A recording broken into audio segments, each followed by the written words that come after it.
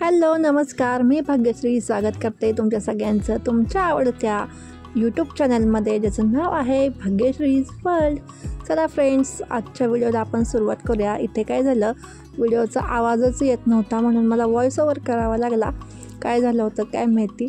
तर आजच्या व्हिडिओमध्ये मी शेअर करणार आहे तुमच्यासोबत स्कूलमध्ये झालेलं बड्डे सेलिब्रेशन.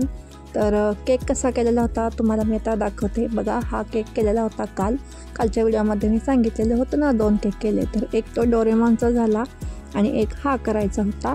तर कसं झालेला आहे नक्की मला कमेंट करून सांगा. सगळे आले ना. हां, happy birthday to you, happy birthday to you, happy birthday dear Muslim, happy birthday to you.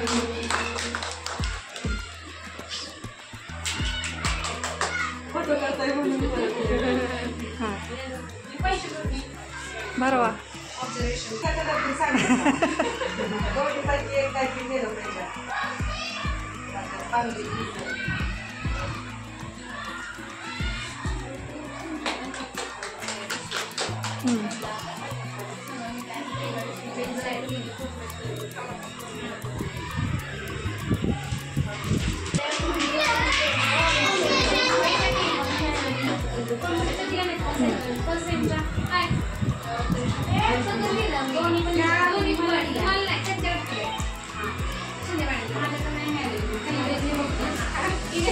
मोठा बरोबर.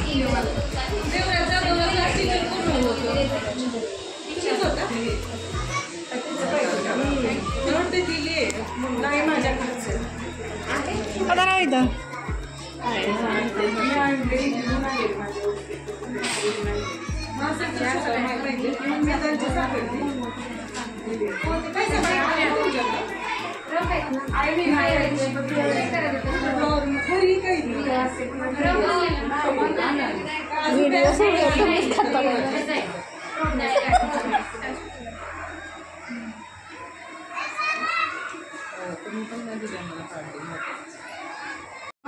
फोटो कसा काढायचा, फक्त इथं क्लिक करायचं म्हणजे फोटो निघतो.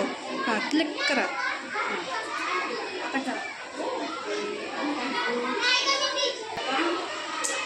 डबल टेबल काढलाय. अजून कोणाचे काढायचे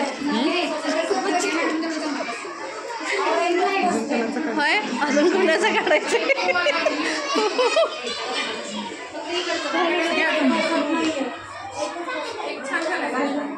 बंद करा, बंद केले.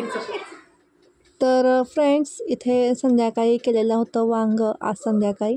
तर हे तुम्हाला मी दाखवते कसं झालेलं आहे, म्हणजे बघूया आपण.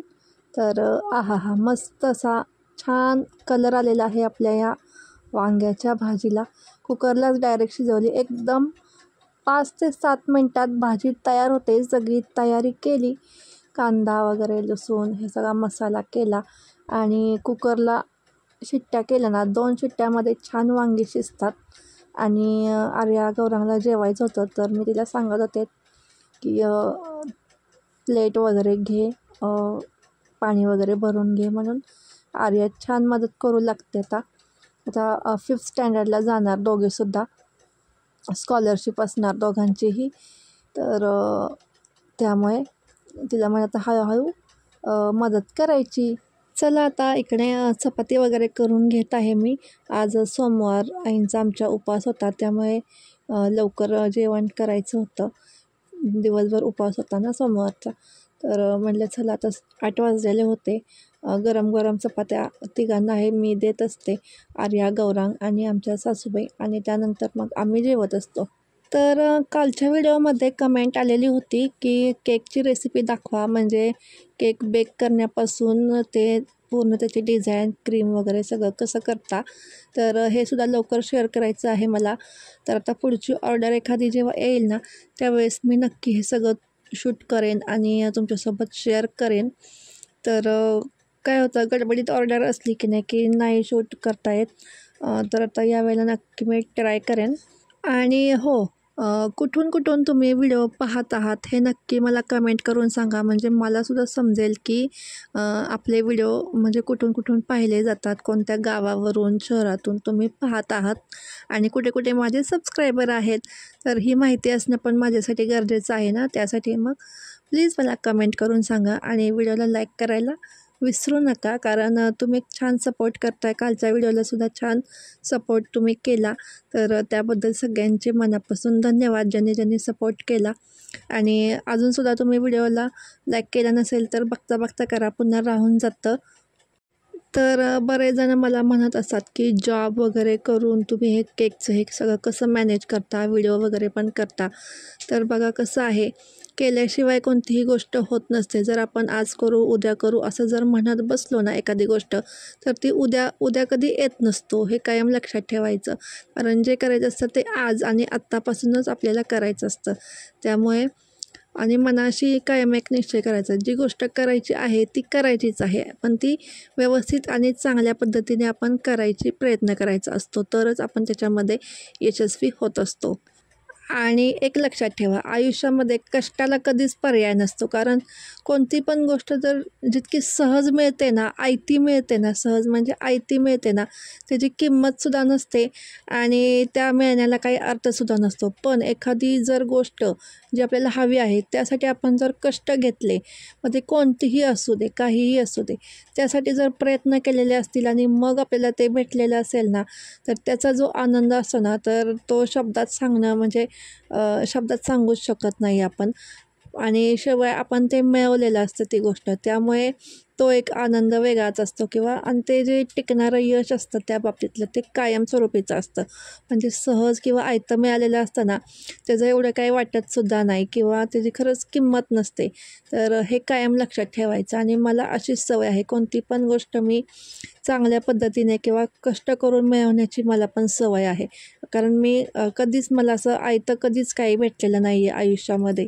आणि आपल्या मुलांना पण सेम तेच मी सांगत असते की कधी पण प्रयत्न सोडायचे नाहीत. कोणत्या पण बाबतीमध्ये जे आपल्याला काय मिळवायचं असेल, जे काय हवं असेल ना, त्यासाठी कष्ट करायचे. आता तुमच्या पुढे काय ध्येय आहे, तर तुम्हाला येणाऱ्या तुमच्या परीक्षा असतील, त्याच्यामध्ये तुम्हाला यश मिळवायचं आहे ना, मग तुम्ही त्यासाठी प्रयत्न केले पाहिजेत. विद्यार्थ्यांना पण आम्ही स्कूलमध्ये असंच सांगत असतो. हे आपल्यालासुद्धा लागू होतं, फक्त विद्यार्थ्यांसाठीच नाही, तर कोणत्याही माणसाला आयुष्यात अगदी शेवटपर्यंत, जन्माला आल्यापासून शेवटपर्यंत हे सगळं लागू होतं प्रत्येक बाबतीमध्ये. त्यामुळं कसं असतं की आपण कष्ट करणं कधीही सोडायचं नाही. आयुष्यात कोणत्याही गोष्टीची कधीही हार मानायची नाही. आता खरं सांगायचं तर हे यूट्यूबचं जे चॅनेल आहे ते जवळजवळ मी 2021पासून चालवते आहे.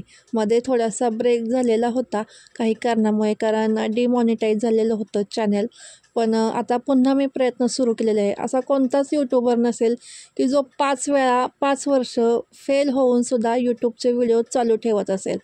कारण मला खात्री आहे एक ना एक दिवस हे मी शक्य करून दाखवणारच आहे. त्यामुळे माझे प्रयत्न तर मी सोडलेले नाही आहेत आणि तुमच्या सगळ्यांचा सपोर्ट, आशीर्वाद तर माझ्यासोबत आहेतच.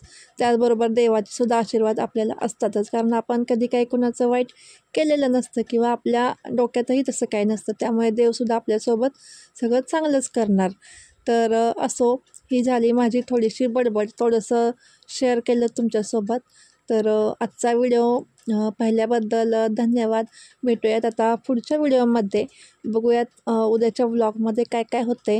नवीन असाल तर अजूनही सबस्क्राईब केलं नसेल तर नक्की सबस्क्राईब करा आणि व्हिडिओला लाईकसुद्धा नक्की करा. तर बघा, बोलत बोलत इकडे चपातीसुद्धा लाटून झाल्या, भाजून झाल्या.